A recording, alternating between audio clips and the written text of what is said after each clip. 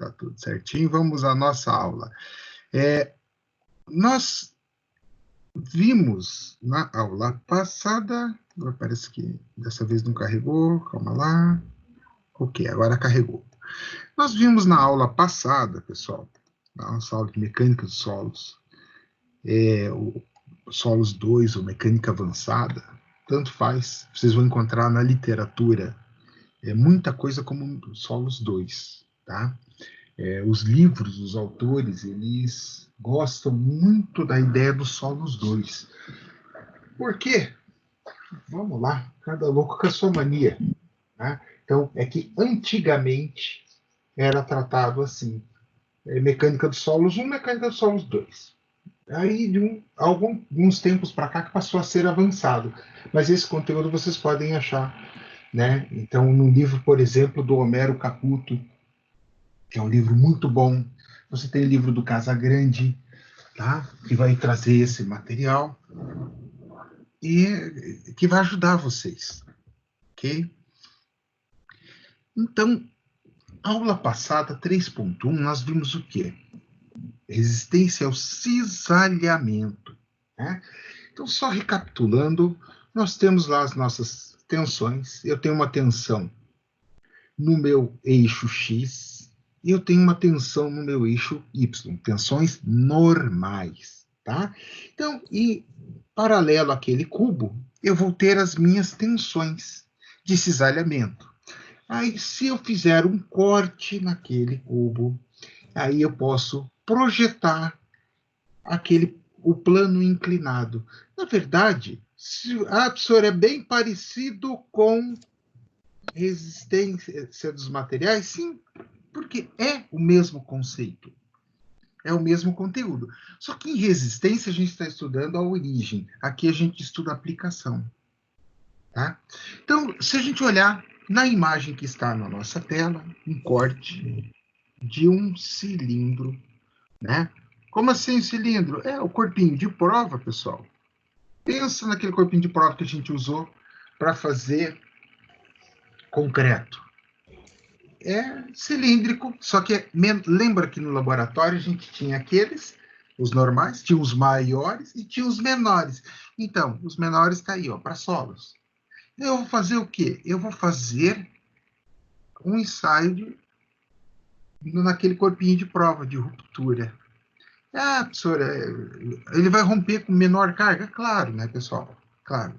Uma coisa é a gente falar de cimento, aglomerante e tudo mais, outra coisa é solo. Mas o que vai acontecer é exatamente isso aqui, ó. Quando a gente colocar pressão nele, ele vai gerar as tensões no eixo X, no eixo Y, para fazer a ruptura, tá? Ou seja, a minha menor e a minha maior tensão.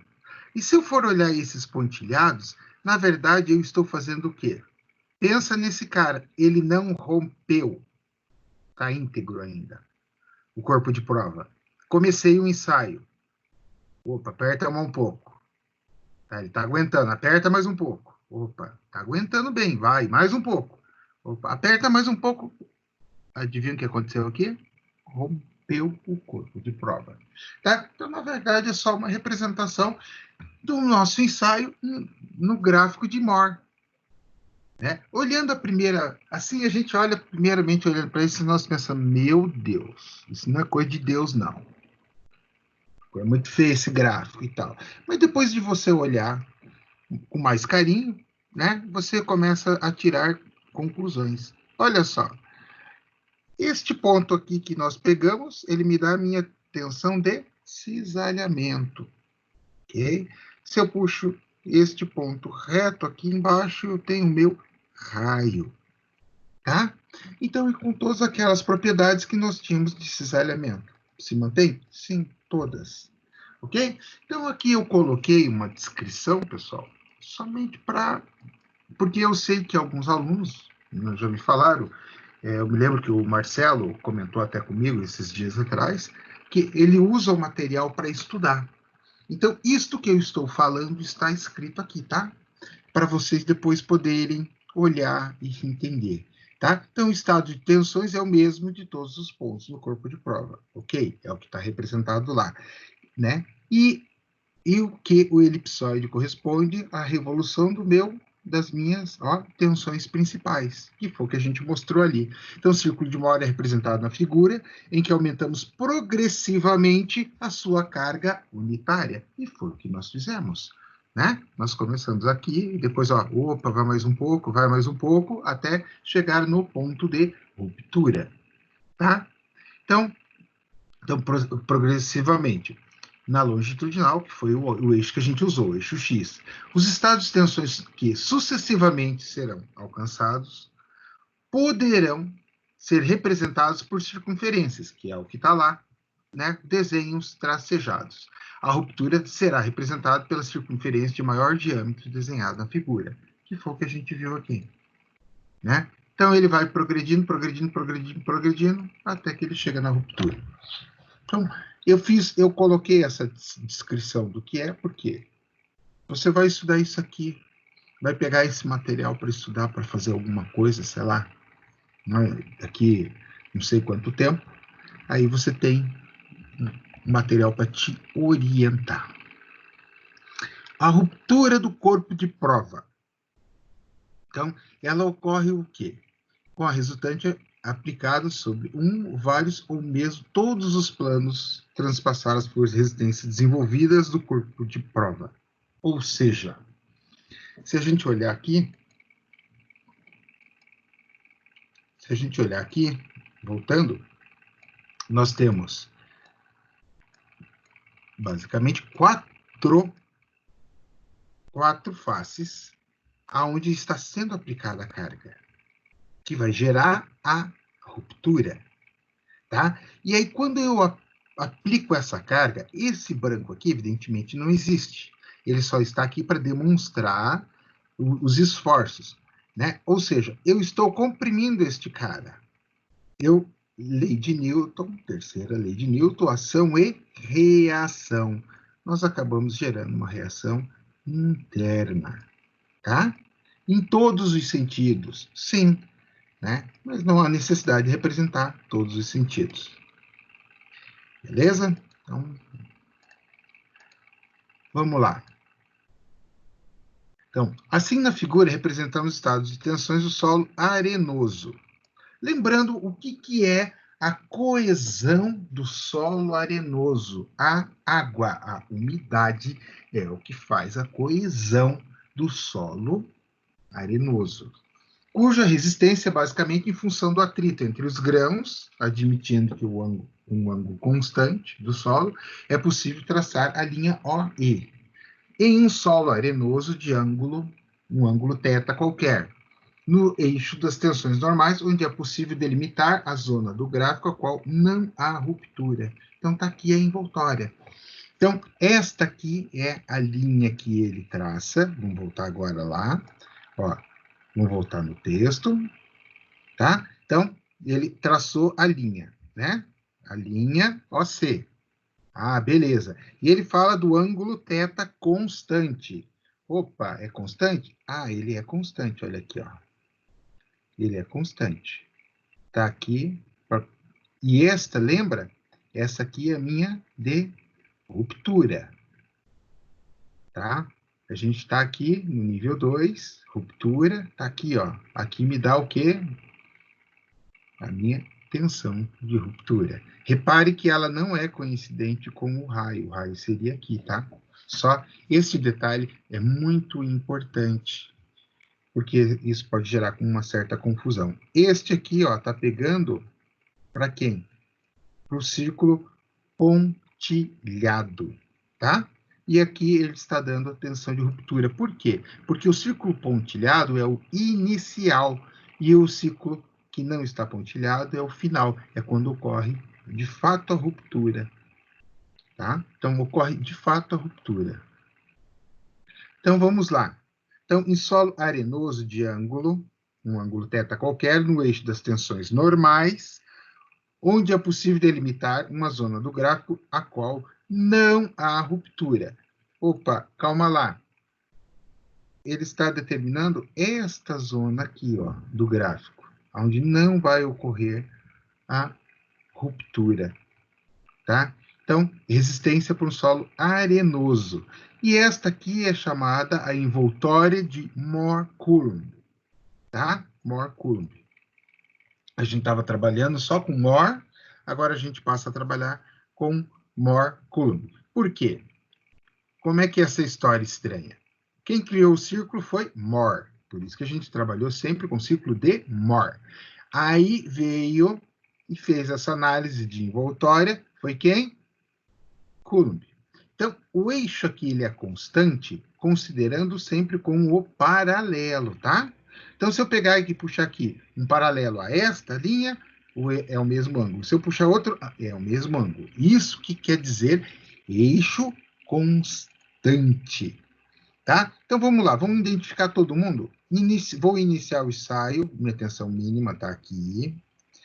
Opa, aqui está a minha máxima tensão. Então, esses pontos aqui são os pontos iniciais. E aqui é o meu ângulo θ, dado em função deste ensaio inicial. Ok? Puf, rompeu. Quando rompeu, né? Vamos chamar assim, amarelinho inicial, rompeu, azul, que é o final. Então, observe que a tensão inicial continua sendo a mesma. Claro, não poderia ser diferente. Eu usei ela para iniciar, e essa aqui, o que mudou foi este cara aqui, a tensão de ruptura. Mas, ó, é um também, mas é um de ruptura. Foi ele que foi onde ocorreu. Então, para descobrir a minha tensão, o quê? Cisalhante máxima, ó, que vai ser este ponto aqui. Imagine que isso é uma linha reta, por gentileza, tá? O que vai acontecer? Neste cara aqui, ele vai ser aonde, em função do ângulo aplicado, ele passou, tocou esse ponto, olha lá, ele vai dar aqui, tensão de cisalhamento. E aqui, lembrando, minha tensão normal. Tá? Então, essa envoltória é muito importante entender o conceito em si. Ah, professor, depois a gente vai trabalhar com fórmulas. Vai usar o gráfico, pouco provável. Mas é importante saber para você ver esta relação aqui, a envoltória de Mohr-Coulomb, tá? Então, qualquer estado de tensão principal, entre 1 e 3, a mínima e a máxima, né, esteja situado abaixo da envoltória, não corresponde à condição de ruptura. Ou seja, ele está dizendo o quê? Qualquer valor que estiver situado, tá, abaixo desta zona aqui, ou seja, para cá, né, não corresponde à ruptura. Claro, a ruptura está neste ponto. Então, ele está querendo dizer que até chegar aqui, ó, por exemplo, cheguei com o meu gráfico aqui. Não rompeu. Então, ele não corresponde à ruptura. Ok. Mas ele ainda se refere, no estágio 1, a exatamente esses dois pontos aqui. No estágio 2, a este ponto aqui que a gente chegou. Aí, o limite, a gente ultrapassa o limite. Vamos ver o que ele fala quando a gente ultrapassa o limite. Então, o 2, tá? A ruptura para condições são representadas na 2, né? Tangente de envoltória. Ok? No 3, o círculo não existe, pois não é possível ter mais as tensões de cisalhamento. Né? Então, o que acontece? Vamos lá. Eu tenho aqui muito claro os meus 3 estágios. O estágio 1, iniciamos. Beleza. No estágio 2, este cara passou a ser este cara aqui. Ocorreu o quê? A ruptura do solo. No estágio 3, isso já não é mais possível. Por quê? Porque eu já ultrapassei a ruptura. O solo já rompeu, então por isso que no estágio 3 não é possível mais mensurar a minha tensão de cisalhamento. Por quê? Eu dependo dela para poder determinar. Então, tá aqui, esse é o valor do gráfico. Aqui, eu poderia determinar? Poderia, mas não seria minha tensão de cisalhamento, porque ele já rompeu, ok? Seria mais ou menos... Lembram quando a gente estava rompendo o corpo de prova de concreto, que ele chegava num ponto, pá, rompia. E ainda a gente continuava aplicando um pouquinho mais de carga até parar o ensaio e depois retornava. Aquele estágio inicial que a gente continua aplicando carga, está aqui, ó. Mas ele já não representa mais a minha ruptura. É isso que ele quer dizer. Tá? Então, podemos identificar a envoltória de Mohr, o estado de ruptura de um solo arenoso, basicamente em função do quê? Do ângulo de atrito entre os grãos. Então, pessoal, agora a gente vai entrar num conceito muito interessante. Tá? Muito interessante. Primeiro, vamos olhar as imagens. Por quê? Isso aqui me diz como eu vou aplicar na minha prática. Imagine o seguinte, agora que vocês não tinham conhecimentos, né? Até começar a disciplina, agora vocês já têm. Na disciplina, na aula passada, a gente viu o que é isso aqui, ó. Esse cara. Vimos o quê? Aplicando uma construção aqui, uma carga, né? Esta carga vai fazer o quê? Vai projetar esforços aqui e eu vou ter a ruptura do meu maciço. Certo? Certo. Então, a gente viu, a gente já sabe que as cargas se propagam no solo. A gente já sabe como é a forma de operar, né? Então, agora a gente vai analisar como isto acontece, tá? Então, pensa o seguinte. Ó, essa é a linha do terreno original. O original. Beleza, tá aqui o cara. Terreno original. Começamos a obra. Eu vou ter que escavar. Por quê? Não faço a menor ideia. Por exemplo, isso aqui pode ser o talude de uma rodovia. Tá? Uma rodovia. Eu vou escavar o meu talude. Exatamente como está ali. Resumindo, o que vai acontecer? Ao retirar este material, esta terra aqui, nesta linha aqui, ela está estável, essa aqui também está estável, tá? Está estável, está paradinha, quietinha lá, desde que ninguém tenha mexido anteriormente com ela, está lá desde sempre.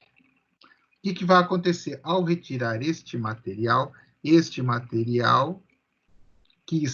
que fica aqui, a tendência dele é gerar tensões aqui e aqui, nesse plano, certo? Certo. Mas isso, ele gera as tensões como se fosse aquela tensão normal aplicada aqui, que vem para cá, que a gente viu a aula passada para cisalhar. O que vai acontecer? Estes caras vão tender a colapsar, a romper. Opa! Ele vai tender a isso aqui, ó, a desmoronar, a romper. Por que ele vai tender a isso? É em função disso. Então, o cisalhamento em massa de solos é isso aí. Então, a gente viu o primeiro caso, que é quando eu faço a escavação. Eu escavei, eu retirei o material do local, ou seja, as paredes laterais irão tender a desestabilizar essa estrutura. E agora a gente, vamos ser bem sinceros, pessoal, não tem nenhum bobo aqui. Isso aqui já era uma coisa que a gente já imaginava. Você não precisa ter conhecimento de engenharia para imaginar que você fez uma escavação. Se o terreno aqui, se esse cara, você olhando para ele, você está lá olhando para o cara, e você vê que ele não é confiável. Você está olhando lá, pô, esse terreno é meio mole. A tendência dele desabar é muito grande. A gente não precisa ser engenheiro. Não precisa calcular. Ok. Agora, nós temos outra situação, que é quando não cai. Não caiu, ó. Ficou. Este ângulo aqui, que é o que nós calculamos, tá? Esse ângulo θ aqui, ó. Este ângulo de inclinação, tá? Esse ângulo de inclinação é o que a gente calcula. Por quê? Eu quero saber quanto ele suporta dentro do meu coeficiente de segurança, a gente já discutiu o que é esse coeficiente de segurança, né? Aquela margenzinha para não cair a estrutura. Então, eu quero saber quanto eu posso inclinar. Por quê? É exatamente isso que eu quero saber. Olha lá, eu estou nesse ângulo, beleza? Beleza. Mas o meu solo é porcaria, ele só aguenta este ângulo. Não, mas ó, imagina, meu solo pensa no solo bom, ou um negócio nervoso. Opa, então eu posso ampliando o meu ângulo. É isso que nós vamos. É para isso que serve o conhecimento de cisalhamento. Tá? É para isso que a gente estuda. Agora, nós vimos no caso de corte, agora nós vamos ver no caso de aterro. Isso aqui acontece nas barragens também. Qual a diferença? A diferença é que eu vou ter na barragem uma reação do lado de cá, né? Ó, ele vai estar reagindo aqui. Por quê? Claro, o peso dos rejeitos vai estar posicionado aqui, forçando a barragem em um dos lados. Você não tem rejeito aqui e rejeito aqui. Você tem rejeito ou aqui, né? Esta é a lógica. Mas vamos analisar ele isolado. Esquece o rejeito aqui. Não tenho nada aqui, não tenho nada do lado de cá. O que vai acontecer? A tendência é deslizar, exatamente pelo mesmo fator. Aqui eu tinha um ângulo que me determinava, sim, aqui eu também tenho o mesmo ângulo. De repente, isso aqui não pode ser assim, ele tem que ser assim, ó. Se ele for assim, ele se mantém estável. Então, é isto que nós, com este conhecimento, nós calculamos. É para isto que serve este conhecimento. Não é para outra coisa. É para determinar isto, né? Para determinar a nossa envoltória e o ângulo que pega nela, para manter estável o meu talude. E não vamos esquecer de uma coisa, tá? Além de escorregar, o terceiro caso é o quê? Ele não estava aqui antes, estava? Não. Então ele chegou. Se ele chegou, ele vai fazer o quê? Gerar sobrecarga, exatamente igual aquele modelo aqui, ó, né? Ele chegava uma carga aqui e gerava sobrecarga aqui que poderia romper, não era isso? Era isso. Isso aqui ocorre aqui também, em função da sobrecarga, tá? Então, evidentemente, quando você faz a análise, você faz uma análise global. Você não vai avaliar isso. Você avalia isso ao mesmo tempo que está avaliando isso. Porque, opa, aqui eu tenho um ângulo legal. Ah, legal. Só que você vai ter uma área de concentração maior do que a permitida. Vai me afetar ela aqui e aqui. Então, eu não posso fazer. Ou eu tenho que fazer algum reforço, alguma coisa, para daí sim poder colocar o montante de terra, tá? Então, entenderam? Isso aqui é muito interessante, porque nós vemos no que nós vamos estudar, tá aqui, o que a gente aprendeu na aula passada, resistência ao cisalhamento, o que a gente aprendeu. E agora a gente está analisando aonde ela é aplicada, como é que eu uso isso aí. Ah, professor, então não vou ficar fazendo conta de louco aqui, essas contas difíceis só por fazer? Não, não, o objetivo não é esse. O objetivo é mostrar para vocês aonde vocês podem aplicar efetivamente o conhecimento adquirido na disciplina. Esse é o grande barato, tá? A unidade 4, a gente está na 3.2, tem mais uma aula, daí vem a 4. Nossa, a 4 é só aplicação. É só aplicação. Nós vamos ver bastante coisa interessante de aplicações. É bem legal. Vamos lá. Alguma dúvida até aqui, pessoal? Estão conseguindo acompanhar o raciocínio? Eu coloquei agora, nessa página seguinte, a descrição daquilo que a gente acabou de ver na figura. Tá? Então, o conceito de atrito entre sólidos é fundamental, relacionado ao conceito de movimento, ou seja, o atrito surge quando se verifica tendência ao movimento. Como assim? Vamos voltar e vamos olhar. O que é atrito. Força de atrito. Vamos pensar na nossa cinética. Vocês aprenderam isso lá em física, não sei das quantas. Está aqui, né? Eu jogo um vetor de força aqui e nesta roda ela vai se movimentar. E aí o que acontece? Ao se movimentar, ocorre um atrito entre a roda e o meu asfalto, né? Então, essa é a minha força de atrito. Ou seja, quanto maior este cara, mais ele exige desse. Se ele for muito, muito, muito, muito grande, ele para o movimento. Ele interrompe o movimento. Então, essa é a função força de atrito. Imagina este cara e este, não, vamos avacalhar com esse negócio aqui, não estou gostando, vamos descer, vamos descer. Vamos desmontar este talude.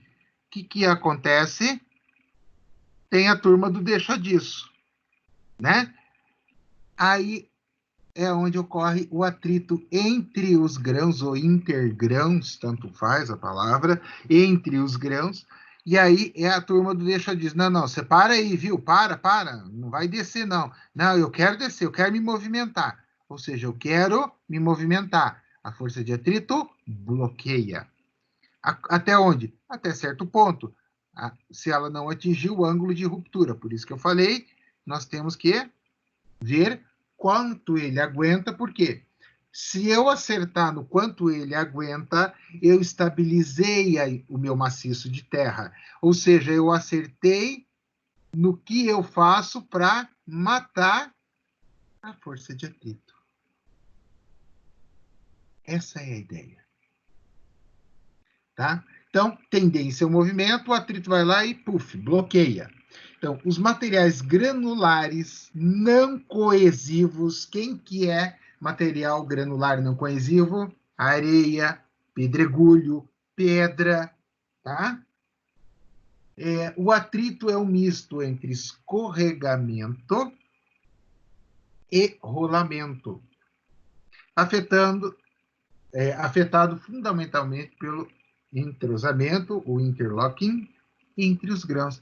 Ou seja, como assim, professor? Que coisa mais estranha? Não é estranha e é fácil de entender. Imagine, eu tenho um grão aqui e outro grão aqui. E aí vem o outro grão que está aqui.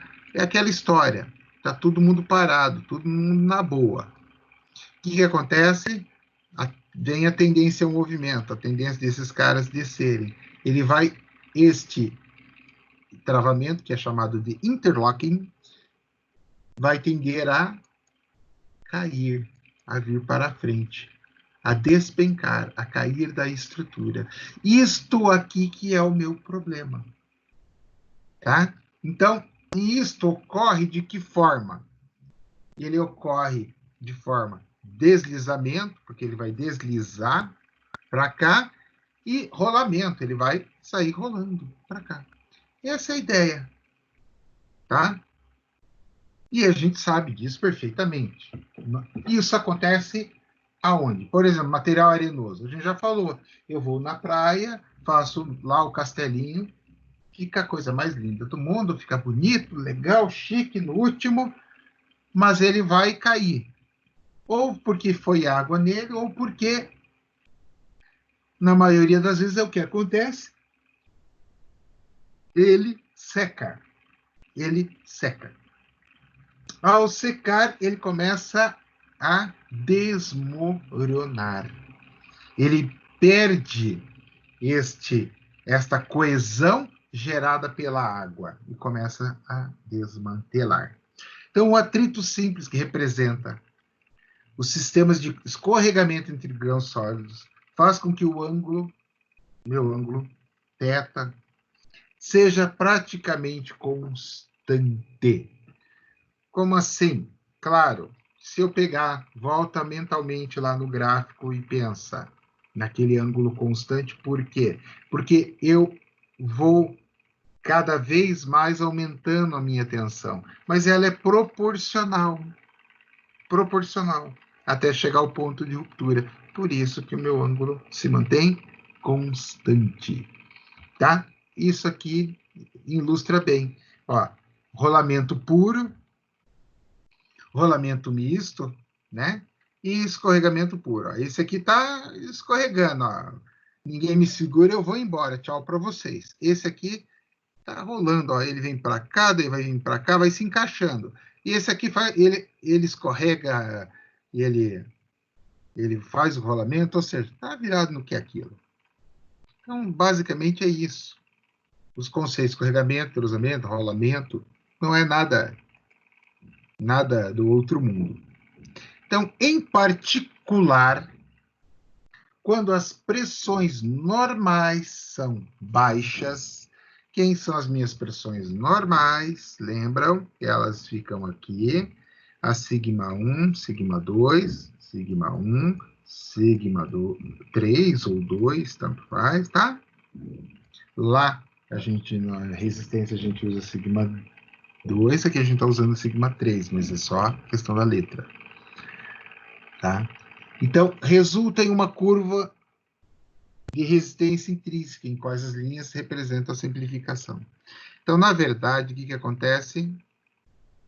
O que acontece? Aqui está o círculo, inicialmente, ele vai, opa, gerou essa expansão. Igual aquele que a gente estava fazendo, ó, essa expansão aqui. Né? Só que no caso da areia, o comportamento é constante, eu posso substituir a interpretação por esta linha, por essas linhas tracejadas, que são praticamente retas, né? Que representam o quê? A simplificação do regime de compressões. Então, curva de resistência intrínseca de argila. Ok? Então, pessoal, só um minutinho aqui. Aqui, a Tereza, né, avisando só que caiu a conexão, não estou conseguindo voltar. Eu vou minimizar aqui para ver se ela está no hall. Mostrar não. Não tem ninguém no hall. Tá? Eu vou avisar só a Tereza aqui, né? Tereza, você não está no hall e está tudo normal a conexão. Veja o link aí e tenta de novo. Qualquer coisa avisa. Mandei a mensagem porque para não perder a aula, né? Vamos lá, pessoal. Retomando, tá? Então, essa linha tracejada é a simplificação. É como se isso aqui, ó, daqui em diante fosse uma reta. O comportamento é completamente normal. É como se eu tivesse um círculo aqui, né? Tivesse outro círculo aqui, e assim vai, tá?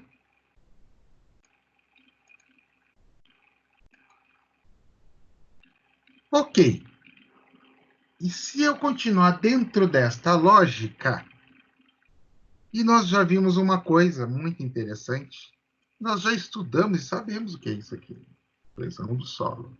O que vem a ser? Antes de ver isso, vamos ver este cara que ele é importante. Coesão do solo, tá? Coesão do solo. Coesão do solo. O que é isso? Nós temos dois tipos, basicamente, de solo, né? Arenoso e argiloso. São dois tipos de solo, basicamente. A coesão. Então, nós vimos lá como é que funciona a coesão dos solos. Tinha até uma questão na prova, que era a nossa tensão capilar, que era dado em função da água e das reações, né, entre as cargas eletromagnéticas aqui da minha argila em função da presença da água. Isto era o fator determinante para manter essa coesão argilosa. Na areia, nós vimos a questão do castelo de areia. Que a areia mantém-se coesa? Mantém, desde que você tenha o equilíbrio da água necessária. Se for muita água, ela desmancha. Como a gente, usando o exemplo do castelo de areia, veio a água e pum, deu aquela lambida no castelo. Já era o castelo, tchau, castelo. Tá? Essa é a primeira situação. Ou o sol secou de esturricar, perdeu a coesão, saiu, virou, ficou ali areia solta, ok? Então a gente já conhece esse cara, nós acabamos só trocando uma ideia, dando uma tirada de pó, digamos assim. Tensão de cisalhamento normal a gente já conhece, tá? É esse cara que está aqui, da fórmula coesão a gente viu, está aqui. Tangente deste ângulo. Este ângulo é o que a gente acabou de ver, que é o atrito interno dos solos, que é aquele ângulo que nós vamos determinar, que é o ângulo que vai deixar a estrutura estável. Tá? Então, a resistência da argila ao esforço cisalhante não pode ser definida apenas considerando o ângulo de atrito interno. E assim, é necessário que representemos a equação da envoltória da resistência. Então, ela é dada em função desta resistência. Ok? Então, é necessário ressaltarmos que os parâmetros de C e θ, tá? C e θ, são pouco definidos, porque dependem, aqui faltou um A, da natureza do material. Claro. Como assim depende da natureza do material? Eu acabei de dar 2 exemplos aqui. Eu posso ter o meu solo arenoso ou eu posso ter ele argiloso. Então, depende do que? Da tendência. A gente já viu as análises. Eu não vou ter solo puro. Esquece, não existe. O solo ele é misturado. Então, eu vou ter... Lembram quando a gente olhou o SPT e olhou os outros dados, né? Nós tínhamos uma expressão até para isso. Solo argiloso com tendência arenosa na cor tal. Ou seja, ele tem uma tendência, uma predominância. São palavras bastante utilizadas quando vêm os nossos ensaios de solos, tá, pessoal?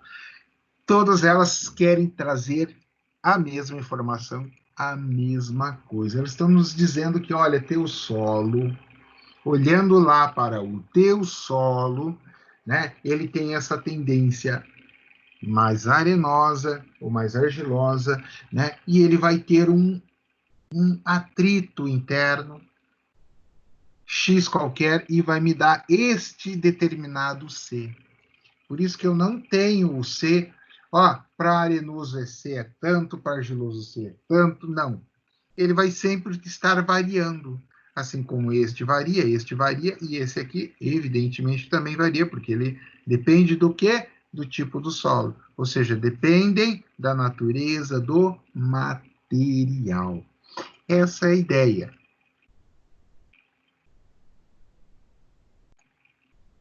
Tá?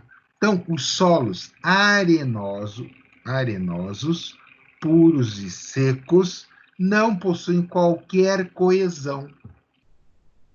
Verdade? Claro. Pensa você andando na praia. Quem é que nunca foi para a praia e já teve aquela sensação de bife à milanesa? Né? Então você está andando na praia, está meio suado, aquele mormaço, aquele calor, o corpo está úmido, né? E vem aquela areiazinha fina e gruda em você, você fica parecendo um bife à milanesa. Tá? Então, o que aconteceu? A areia veio, ela estava totalmente solta, sem coesão, mas grudou em você, porque você tinha água. Então, a água gerou a coesão. Então, leiam a frase do primeiro parágrafo. Solos arenosos puros, puros significa o que puro? Ele não tem teores de argila, é só solo arenoso mesmo.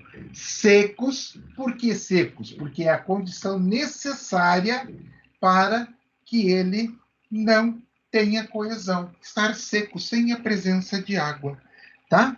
Então, ficando assim, até certo grau de umidade, como assim?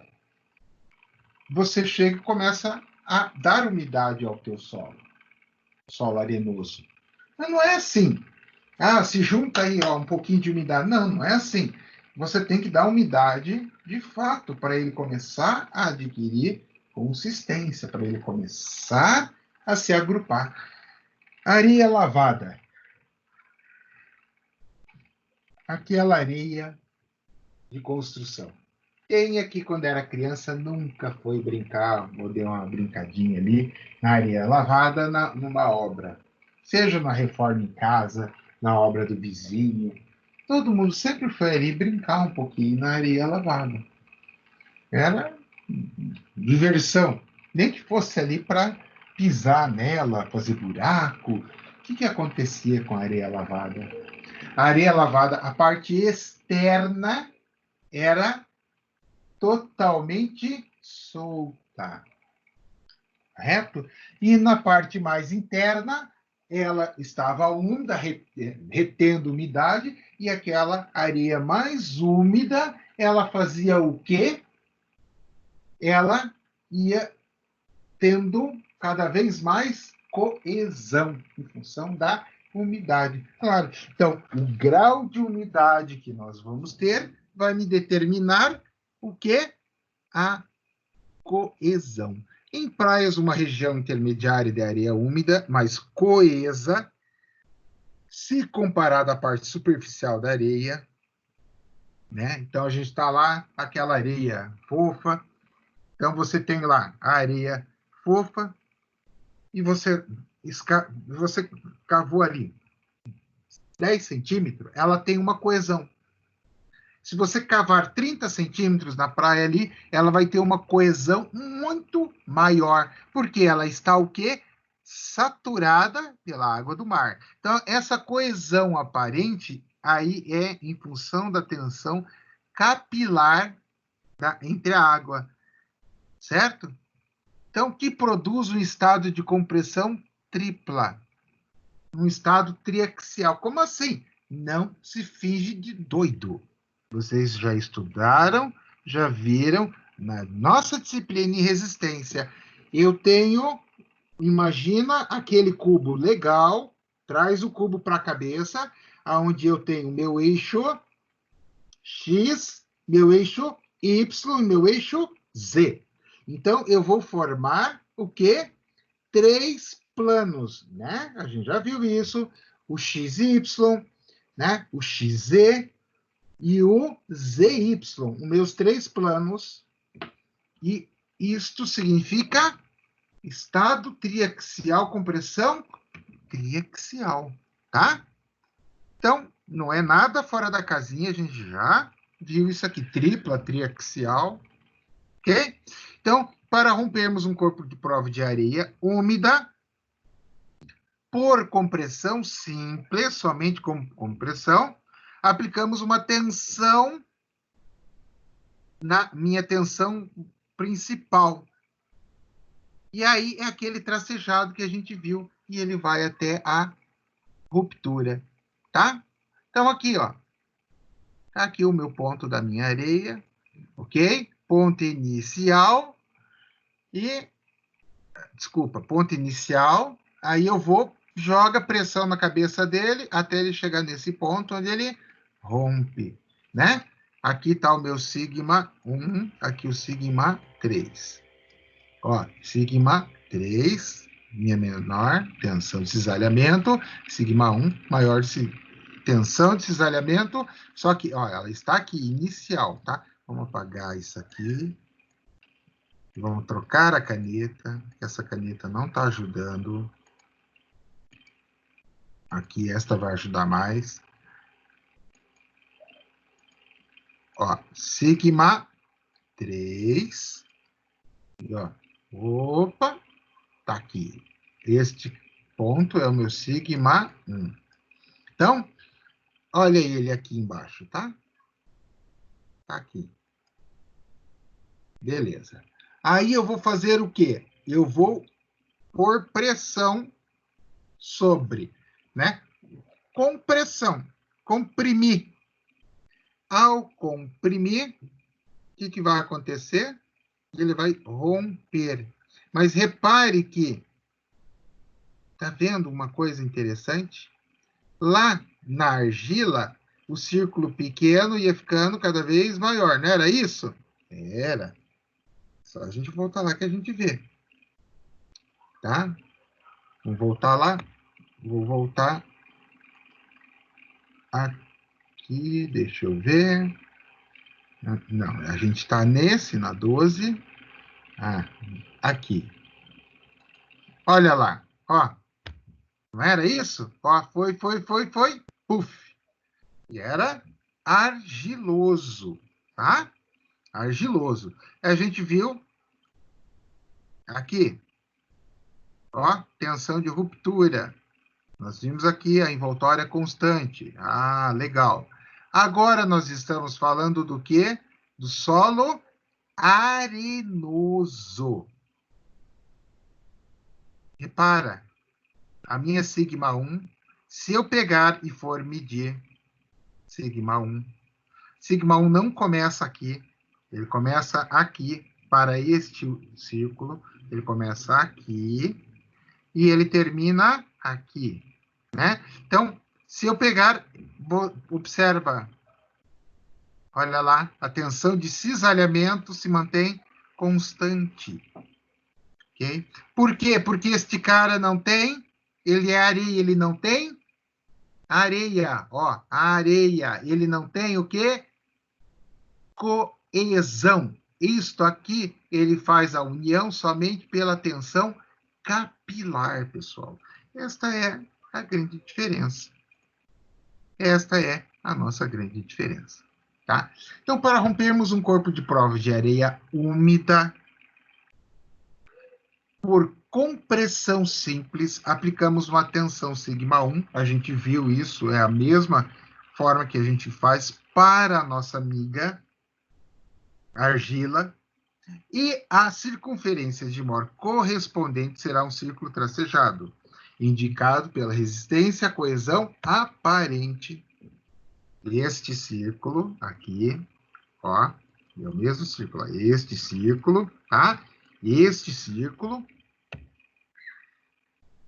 correspondente ao círculo tracejado, indicando a resistência dada à coesão aparente.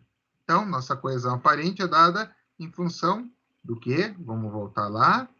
Está aqui, tensões capilares. Beleza. Então, a circunferência efetiva será C1. E a distância da areia, se a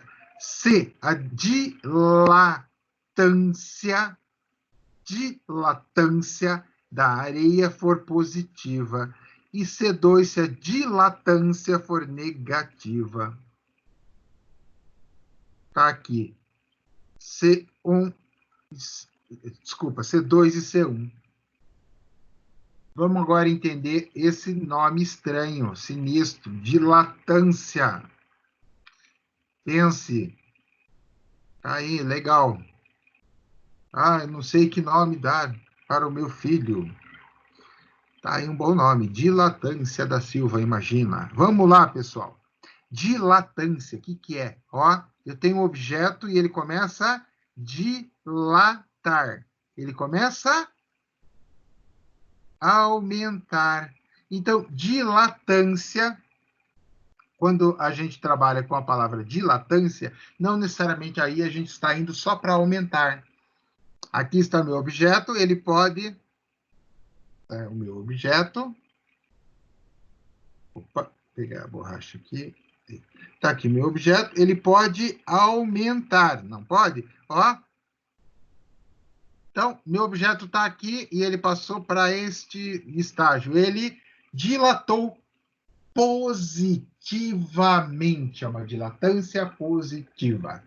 Ok? Então, este cara é C1. Agora, imagina o quê?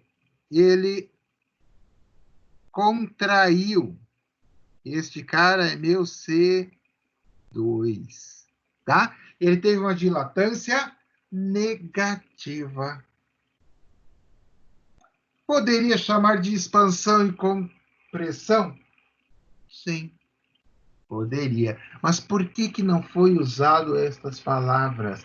Para que não fosse associado a quando você tem aplicações de cargas. Então, usa-se uma palavra pouco usual, mas que transmite de fato o que é. E isto é verdade? Claro que é. Olha só, este cara está aqui, né? É o mesmo cara que está aqui, não é? Ó, não é?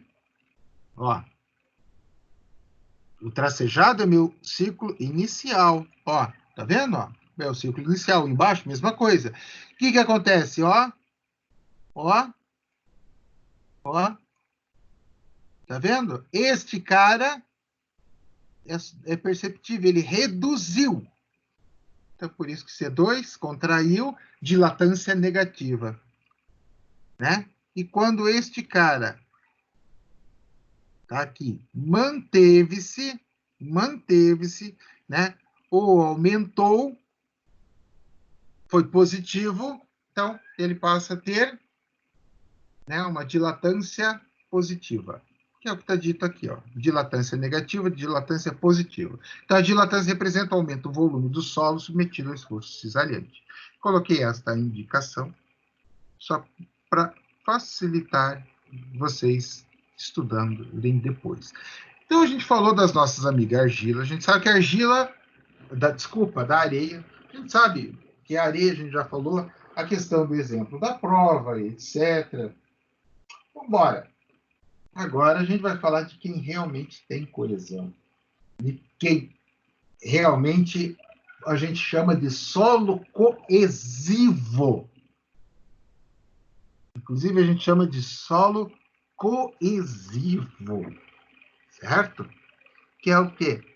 A envoltória de Moore para solos coesivos, ou seja, meu solo argiloso. E você pode ter variações, tá? Às vezes a gente pensa no solo argiloso de forma errada. Nós pensamos no solo argiloso, mas a gente pensa no quê? Naquela miséria, naquela porcaria infeliz de solo degradado, aquela, nossa, solo ruim demais, nossa, Deus livre, argila. E não é bem assim. Por quê? Porque você tem, por exemplo, o saibro, né, que é um solo, ele é as duas coisas, ele tem areia e ele tem argila.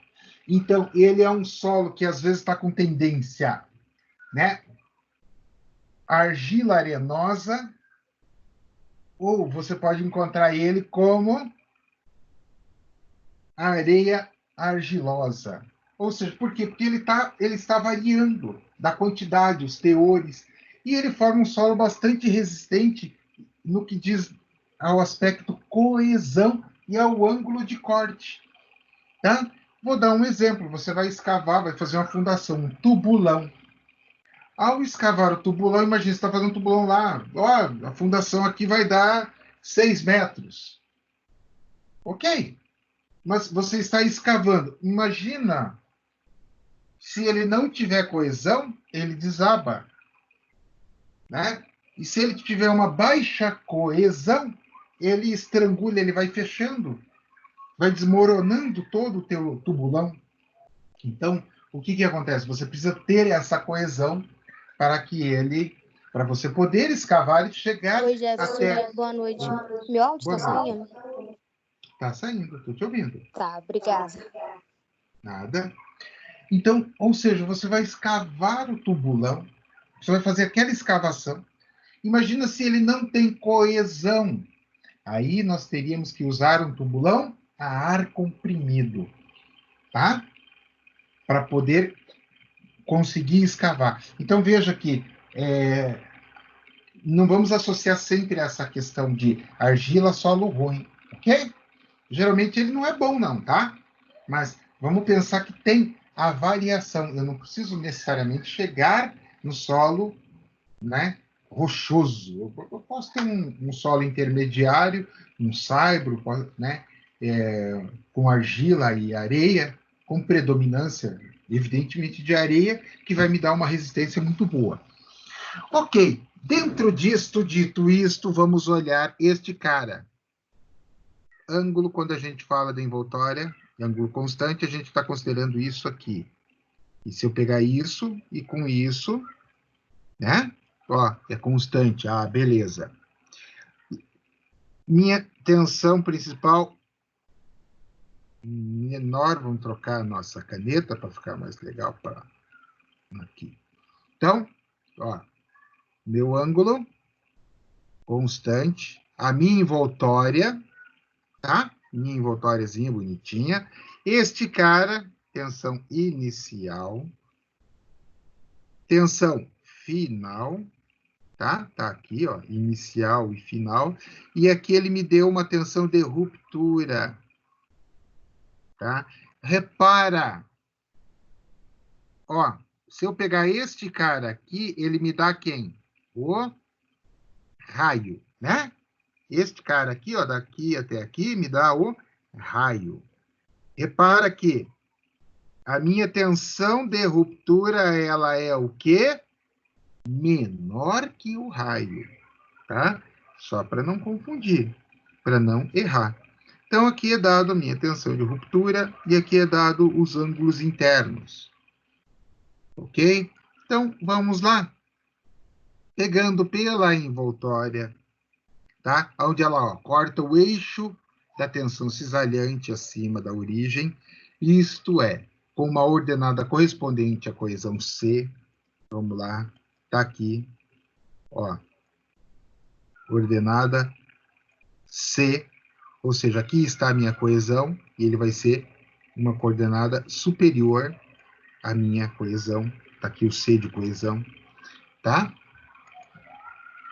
Então, ele faz essa associação dessa fórmula.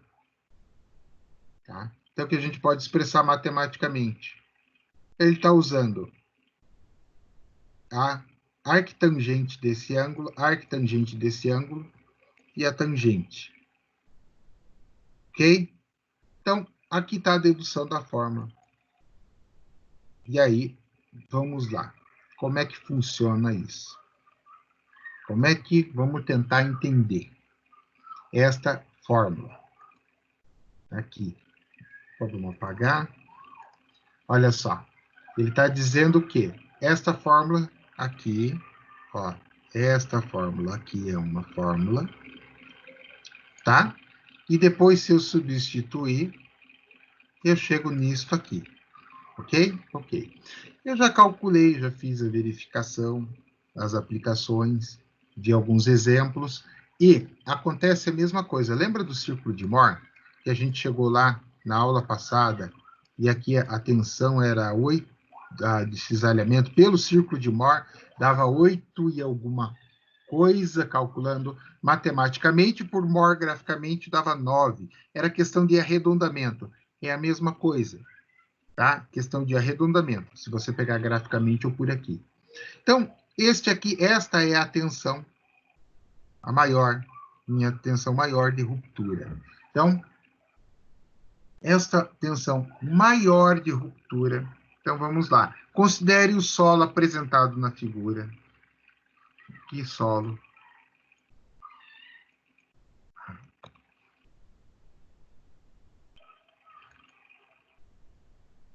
Tá. Esta figura aqui, tá? Para solos coesivos.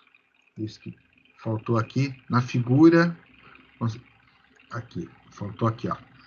Considere o solo apresentado na figura de solos coesivos, tá? Seja uma areia e possua como parâmetros de ruptura o C igual a zero. Ou seja, eu estou pegando esta situação aqui, onde eu tenho coesão, beleza. Mas, quando eu passo a ter areia, este índice de coesão não existe mais, ele passa a ser zero. Ok? Zero. Nós já vimos, a areia não gera coesão. A areia não gera coesão, então é zero a minha coesão. Então, possua parâmetros de resistência na ruptura. Então, C igual a zero, e ele me dá um ângulo, aquele ângulo lá, de 37 graus. Qual seria a razão entre as tensões maior e menor de ruptura? Então, para essa solução, basta substituirmos na equação. Aqui está a minha equação. E aqui, ó, está dado sigma maior, né? E sigma menor. Está dado aqui. Maior e menor. Se a gente voltar lá naquela figura, Tá aqui, ó. Menor e maior. E ele está dando o ângulo. Mas ele está dizendo que este ponto aqui não existe. Este ponto está aqui. Ou seja, a envoltória está no eixo. Tá? A envoltória no eixo. Nós já vimos isso? Sim. Vamos lá. Aqui. Envoltória no eixo. Ó. De areia. Envoltória no... Opa. Envoltória está no eixo. Envoltória no eixo, ó. Começando aqui, ó, desculpa, na origem do eixo. É no eixo, mas é na origem do eixo. Beleza? Então, vamos lá.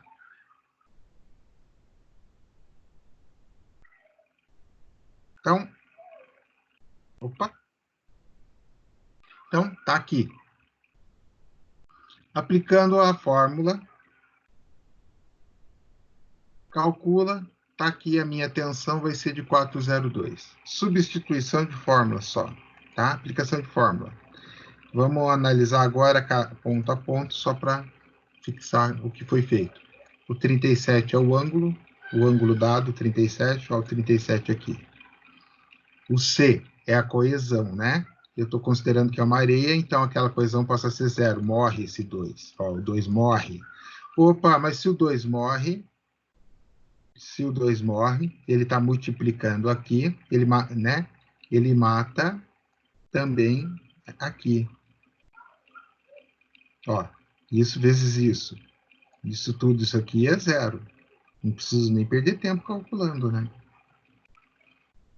Então, isso aqui somente é o que vai ficar. Aquela parte de lá, toda ela vai embora, por causa do zero. O zero vem do quê? Da coesão. Por quê? Eu estou considerando o solo o quê? Onde é que está aqui? Ó, eu peguei naquela figura e joguei areia. Zerei esse cara, porque ele não tem coesão, é areia. Aqui está o meu ângulo. Tá?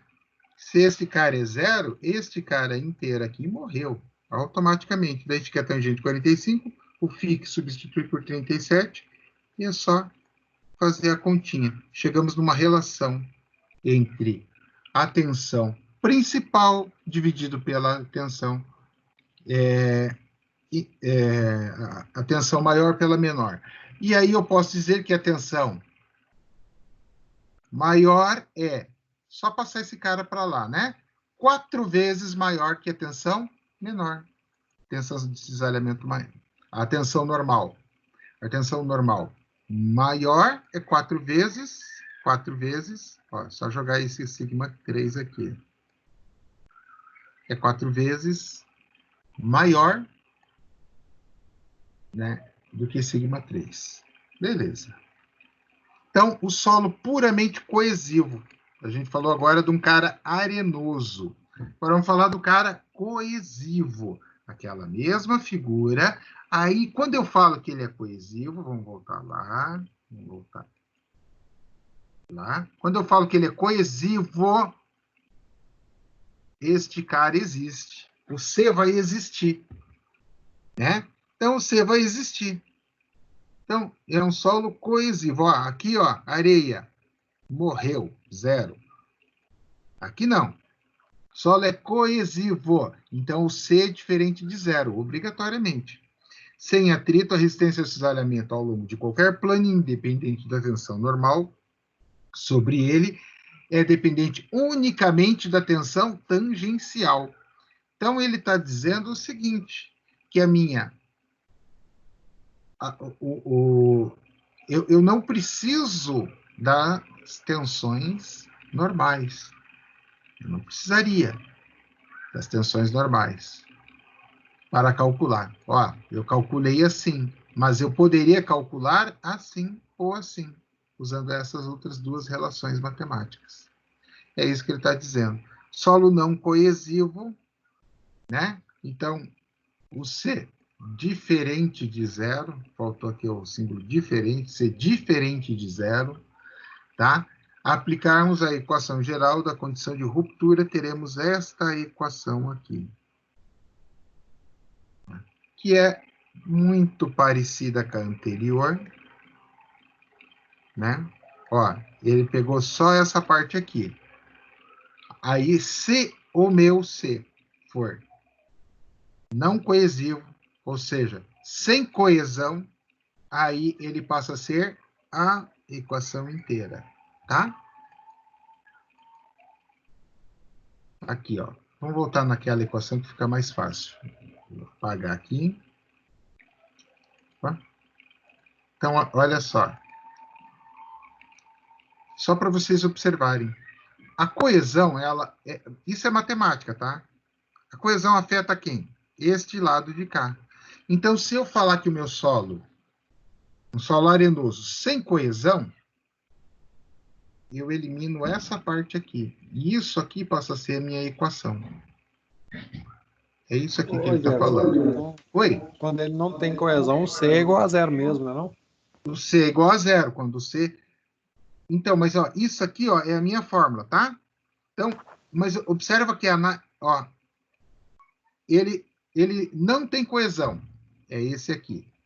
Agora, a coesão é diferente de zero. Ó, diferente de zero. Ela passa a existir aqui. Ó. Eu falei isso porque no slide anterior estava solo não coesivo, você colocou diferente de zero também. Esse ó, daí, ó. Não, então, solo não coesivo.